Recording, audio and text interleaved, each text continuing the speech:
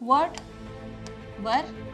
Okay, art, A-R-T, art is R, W-E-R-T, word is were. Okay, man cannot have that value, but having that man's face on the coin actually has lot of value. That he was fain when thou wert destitute. So fain, fine, both are same.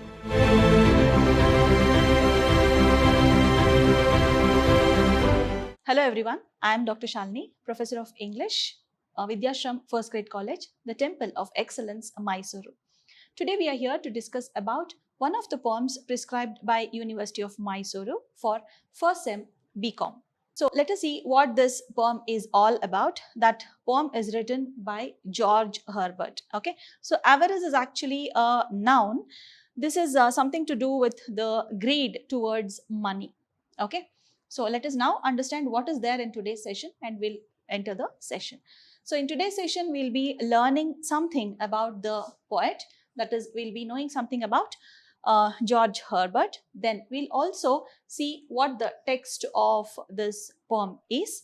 We'll also learn the themes as well as the summary of this poem, Avarice. Okay, so let us start our session today. So first, to learn about the poem. George Herbert was actually the contemporary of Shakespeare and Milton. Means he was living during that century where Shakespeare and Milton used to live. Okay, so he is actually poet from 17th century. Okay, so yeah, he's called as the contemporary of Shakespeare and Milton. Then his poems were always elegant and he was a passionate poet. Okay, he was a poet who was known for his devotional verses. Verse is nothing but poem. Okay, so he was actually known for devotional verses. His poems actually focus mainly on this religious experience. Okay, so he talks more about God and the values of life. Okay, so that is what the themes of his poems contained. Okay, so he used to talk more about God, the values of prayer, then how we can benefit by praying to God. Okay, so what are all the benefits in our life, how we can be mentally at peace. So all these were the themes contained in his poems. Okay, some of his most well-known poems are The Altar and Eastern Wings. Okay, so The Altar is one of his most famous poems. Okay, that also talks more about godliness and the values that have to be maintained in one's life. So Altar talks about that. Okay, so these are the two main poems that are written by George Herbert. Okay, so his language actually is the old English, like Shakespeare used to write. So we have, in all the languages, we have this new version and the older version, right? So his also was the older version actually. Okay, so Altar and Eastern Wings were his most famous poems. So apart from writing in English, he also wrote poems in Latin language. Okay, so in those days, actually Latin was one of the subjects, one of the languages that was learned in school. Okay, so like we learn 3 languages, right, in our schooling, and also in college we learn 2 languages, right? So in the same way, they also used to learn English as well as Latin. Okay, so he used to write poems in Latin also. When compared to Latin and English, he was very well received in English compared to that in Latin language. Okay, so his works were praised as an attempt to express indescribable complexities of spiritual life. Okay, so usually the experience what you undergo when you're experiencing some spiritual life, okay, when you concentrate more about spirituality, it is very difficult for you to express what you're facing, what you're undergoing. Okay, it is very difficult to express your experiences. Okay, but he was very well versed in expressing all these experiences. Okay, so he was very well known for explaining those indescribable, means in common words they cannot be described. Okay, so but George Herbert would feel that experiences and he had brought it out in his words, that is in his poems. Okay, so that is the reason he was called as a passionate poet, and he was also known for those qualities. Okay, so he used to describe whatever it was not actually possible to be described easily. Okay, so that he was able to describe. It is actually complex, right? Spiritual life is actually very complex, isn't it? So like a common man cannot have that experience. If at all one experiences, then it is very difficult for us to describe that to another person. But George Herbert was able to do was able to describe that. Okay, so that's why he is very well known and he is revered the most. Okay, so now let us go on to the poem. So this is the text of the poem. Okay, so let me just explain to you the rhyme scheme that is followed in this sonnet. Okay, so this is also a sonnet. Like we have Shakespearean sonnet, we have Petrarchan sonnet. So all these are sonnets only. So this is also one of the sonnets. Okay, so here let me just tell you, even this has rhyme scheme. Okay, so let me just tell you what is the rhyme scheme here.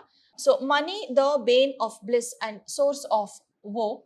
Okay, so woe, nothing but sadness. Okay, so that is the source of sadness. When comest thou, that thou art so fresh and fine. Okay, so here these two don't rhyme, so I am just putting it as A and the last word, this one, as B. Okay, I know thy parentage is base and low. So these two rhyme with each other. So again I am writing it A. Okay, man found thee poor and dirty in a mine. So fine and mine, they both rhyme. So I write it as B. Okay, so the first stanza, the rhyme scheme is AB, AB. Okay, so next, let us go to the next one. Surely thou didst so little contribute. They are not rhyming with any of those. So I give a different name for that.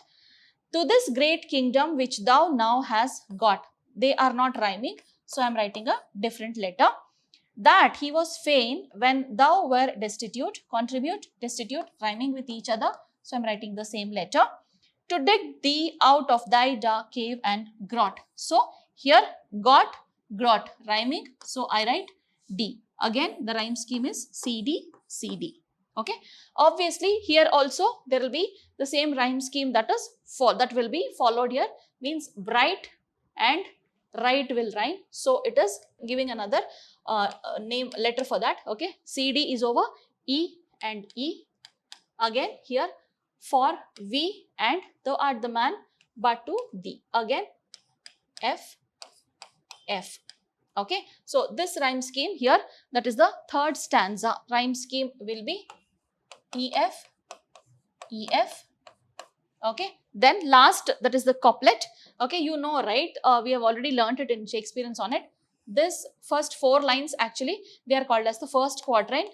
Next 4 lines, another quatrain. Okay. Next 4 lines, another quatrain. Then you have a couplet. Okay. So you have 3 quatrains and 1 couplet. Okay. So here, you already know the rhyme scheme till here. So the last couplet, what the rhyme scheme follows is, man calleth thee his wealth who made thee rich. Okay. So here you can see this and this, they rhyme with each other. So you can give 1 letter for that. Okay. So here you can see EF is over. You can give a letter G to this. Okay. So the whole rhyme scheme, what is followed here is like any other, this one sonnet, like AB, AB, CD, CD, EF, EF and GG. So this is the rhyme scheme that is followed here. Okay. So now we saw the rhyme scheme. We know it is a sonnet. We know it has 3 quatrains and 1 couplet, and we also know that there is a rhyme scheme for this. We are aware of what is the rhyme scheme here. Now let us now jump to the summary of each quatrain. Okay. So let us start with the summary. So the first quatrain we'll start with. So let me just tell you, this poem is actually written about money. Okay. So this poem is altogether, the main theme of this is money. So the poet talks about the sanctity of money, means the purity of money, and how money has entered into our lives, and how and what is the position that money has taken in our lives. Okay. So the poet talks about that over here. Okay. So here, money, thou bane, bane you already know, it is a curse. Okay. Shapa is also called as curse or bane. Boon is vara, shapa is bane. Okay. So bane of bliss. Bliss means heaven, it is actually a bane to heaven. Okay, it is not good for our life if at all it has to be good. Okay, and source of O. This source, you need not have to get confused. This is the same, this has the same meaning of source. Okay, source of O. Okay, O actually means sadness. Okay, all the sadness what you incur. Okay, so that is called as O. Okay, so money is actually it's a bane for our life, and it like our life cannot be like a heaven if at all we go behind money. Okay, so here, and the source of woe, it is the source for all our sadness, all our anguish. Okay, so that is what the poet says here. Whence actually means when. Okay, when comest thou, so comest means comes thou, that thou art so fresh and fine. Okay, so here it is actually you, he is talking to this money. Okay, the richness. Okay, so when you come like this, when you come out, you are so fresh and fine. So art means art. The old English, it is art. Okay, the same word we also learned in Shakespearean sonnet. Okay, so art, and here also the same thing, it is R, the older version for R. Okay, so that thou art so fresh and fine means he is talking about the ore that is extracted from ground, from the earth. Okay, so here he is talking about, he is referring to gold, that is the riches that is extracted from the earth. Okay, so there it is fresh and fine. Okay, I know thy parentage, that means he is talking about, parentage means the root, okay, from where this money has come. Okay, so we are talking about parentage means we are talking like our roots, we are talking about means we talk about our parents. Okay, our father and mother. Similarly here also, this doesn't have father and mother, but the parentage means the root, the place from where it has come is actually base and low. Means here by this phrase he is talking about the earth, he is referring to the earth. Okay, so it is base and low, it is too deep under the earth. Okay, it is from a very low level. That doesn't mean the status is low, it only means that the place from where it has come is actually very low, it is deep inside the earth, is what he says. Man found thee, that is you, poor. You can leave out this, but the poet has used it, but for you to understand you can omit this. Poor and dirty, here also the spelling is actually dirty, right? This is the spelling, but the poet has used this in order to show that this is the older version of English. Okay, so dirty in a mine. Okay, mine, you know, the place where it is extracted. Okay, ores are extracted from mines, right? So now you can understand that he is talking about money, but at the same time he is referring to that as gold. Okay, he is referring to that as gold. So here you can see the mines wherein it is very dirty. The whenever it is extracted, okay, in order to become fresh and fine, it has to come out from a place where it is dirty. Okay, where it is like everything is very raw kind. Okay, so from that place it is actually extracted. So he is talking about the extraction of gold ores. Okay, so next we'll move on to the second quatrain. Surely thou didst so little contribute. Okay, didst also means did. Okay, so his contribution is very little, means the contribution of money is very little to this great kingdom. Again, the spelling issue, you can understand it as kingdom only. Okay, so to this kingdom means the place where we live. For that, the contribution of that money or whatever riches we are talking about is too little. Okay, there is not much of contribution here, which thou now hast got. Means initially the contribution was very less. Means as soon as it was extracted, the contribution was very less. But now, how much has it got? Thou now has got. Okay, it has got lot of importance. Okay, so that is what it has got now, says the poet, which thou now hast got. So he's comparing the times wherein before it was not so much, but now it is. Okay, so it is very important. That he was fain when thou wert destitute. So fain, fine, both are same, and thou wert were.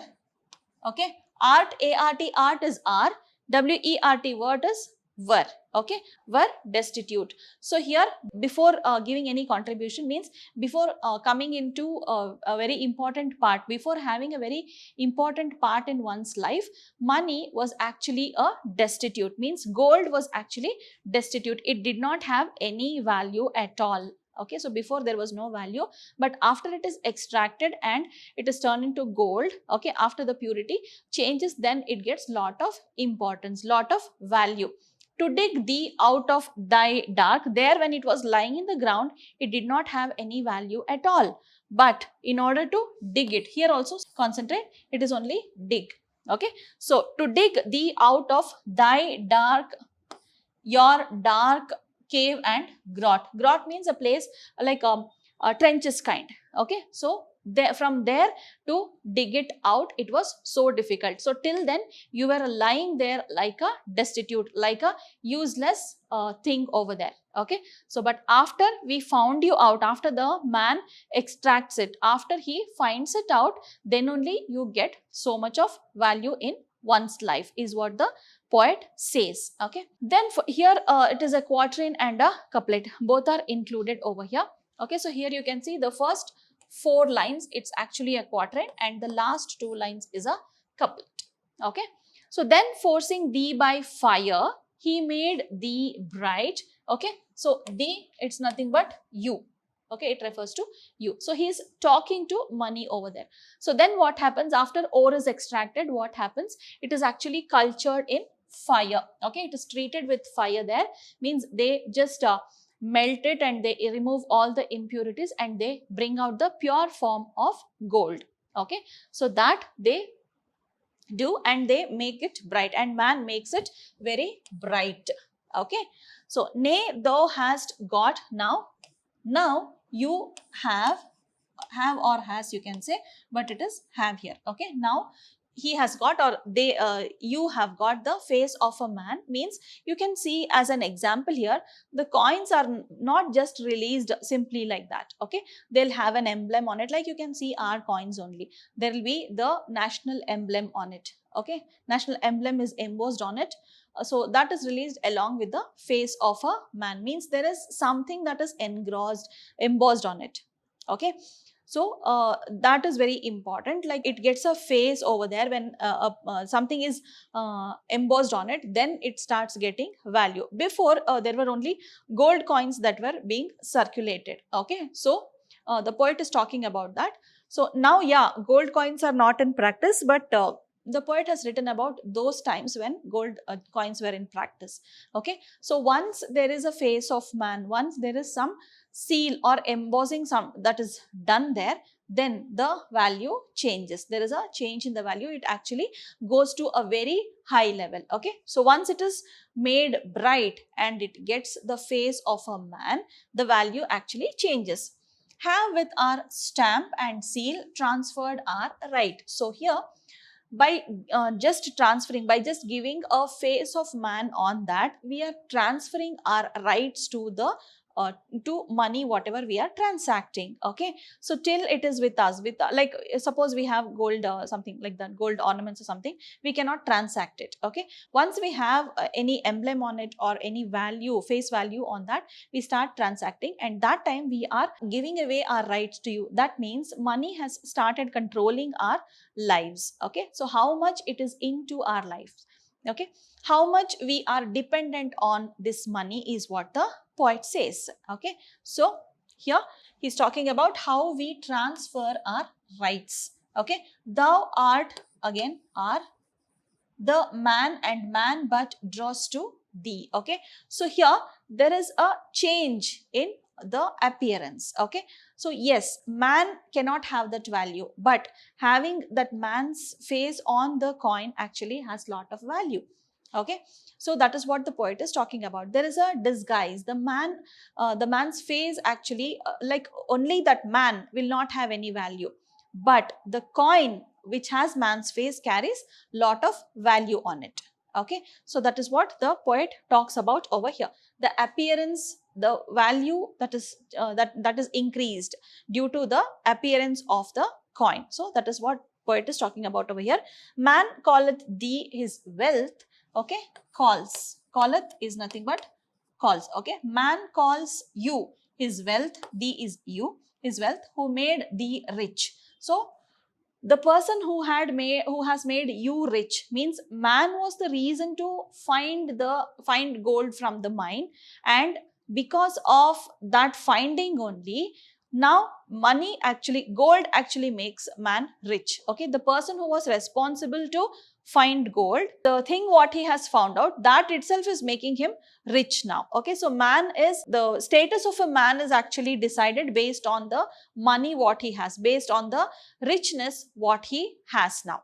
Okay, so here you can see he calls you his wealth, but he was the one to find you out. Okay, so actually you have to give him respect, because he has given an importance to you. He has taken you out, he has extracted you out of the earth, but instead this is something different. Man itself is respecting money, man itself is totally dependent on money. Okay, so this kind of slavery also you can call. Okay, so this kind of slavery is seen between man and money there. Okay, and while he digs out, the falls in the ditch. So this has a profound meaning here. Okay, so while he digs out this literally you cannot just assume that he is digging those ores from the earth. No, it is not only that much.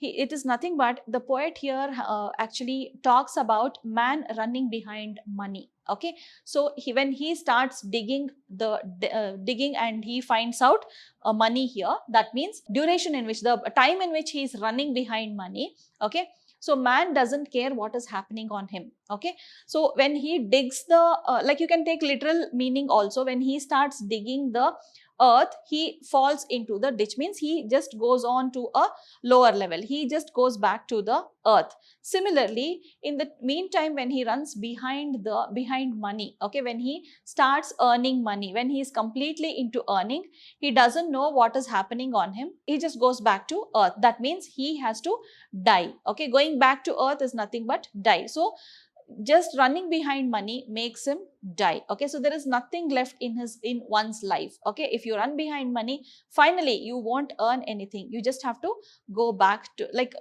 everybody has to die once. Okay, so one day. Okay, so that is what the poet is talking about. So you just run behind money, you won't achieve anything, you just earn riches, but you cannot take it back with you. Okay, you only go back empty handed to earth. Okay, so this is the profound meaning that George Herbert has in this poem, that too in the last couplet. Okay, so this is what George Herbert was very famous for, inculcating such values in humans' life. It is a kind of mockery that he was doing about his society, about the society that he in the time which he used to live in. Okay, so this has a very deep meaning, so try to understand this. So altogether, the theme of avarice. Okay, avarice is actually a noun. I said avarice, the poem is actually composed by George Herbert, and he was known as a metaphysical poet. Metaphysical poet means the poet who lived in the 17th century, and he was actually composing the poems that had profound meanings. Okay, so that kind of a poet he was, and he was considered as I said you before, he was the contemporary of Shakespeare and John Milton. Okay, so this poem is actually the poet is talking about money here. Okay, as I told you, money is nothing but gold. Okay, so that time money he was referring to as gold only because gold coins were in usage. Okay, so the gold coins were being used that time, but money here he refers to as gold only. Okay, so since the transaction was through gold coins, he refers to money as gold only. Okay, so this is the theme of this poem Avarice. Okay, so just go through the lecture. If at all any part of the lecture is not clear, just go back to the recorded lecture, watch it again. If not, we are always there to help you to clear your doubts. Okay, so this is a wonderful poem. I would like you to read the poem once again, because it's in old English. You'll be able to get a hang of how the olden days poets used to write poems in old English. Okay, so that thee, thou, art, wert, didst, comest, so all these will help you out. Like if you write it down in a some place wherein you can make a note of these poems. It will be very helpful for you to study the poems of Shakespeare as well as poets like George Herbert. Okay, so it will be very helpful for you. Okay, so let us meet again in another session which is more interesting, maybe one of the poems that is prescribed by University of Mysore. So till then, keep learning. Most importantly, stay safe. Take care. Bye bye. See you soon.